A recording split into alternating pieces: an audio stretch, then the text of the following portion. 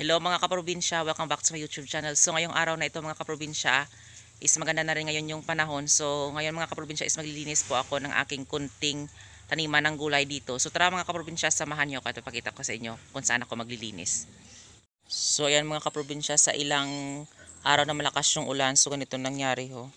Buti na lang hindi nadala yung natangay yung puno ng ng kapayas. Ayan. So yung mga puno ng gabi, ayan nadala.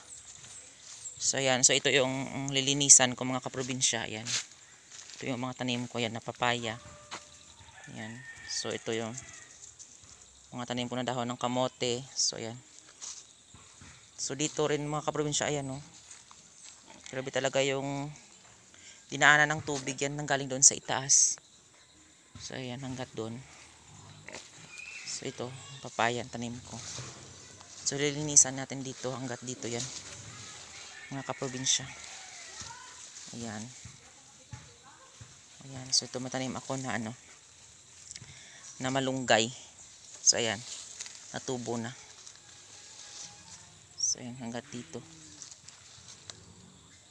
Hanggat doon. So ito. Bago pa kasi. So ayan yung isang puno dito na matay. Ayan. Sayang. So yan lilinisan ko yan. Hanggat doon. So ayan yung alaga kong baboy na barako. Yan mga kaprobinsya. Buti na lang kahit pa paano hindi na umulan. So mahirap talaga dito mga kaprobinsya kasi wala na akong paglalagyan sa kanya. So nagtitiis na lang siya dito sa sa maputik na nilalagyan niya mga kaprobinsya. So ayan.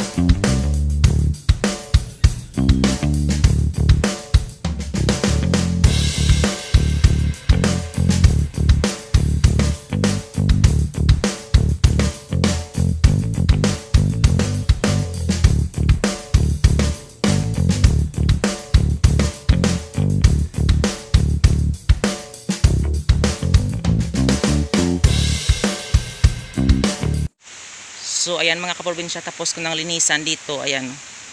Hanggat doon. O yan. Wala nang ayan. Hanggat doon.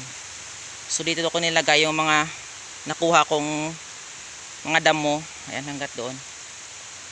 Nalinisan ko na. Ayan. So nakikita na yung puno ng papaya. Ayan. Hanggat doon.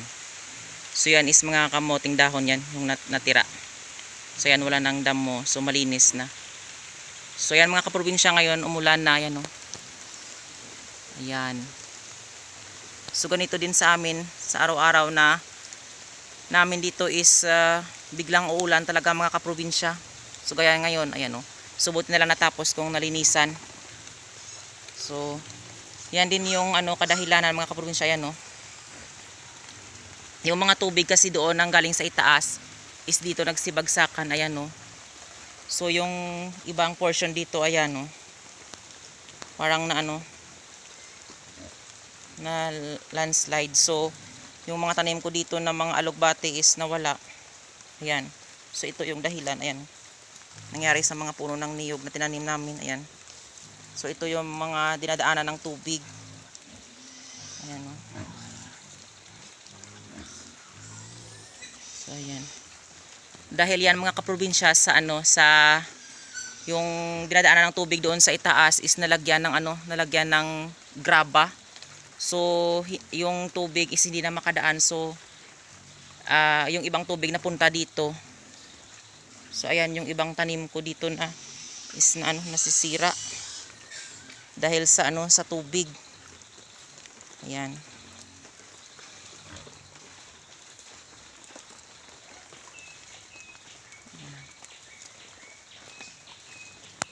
Ayan. So ito dahil sa dinaanan ng tubig, ayan o.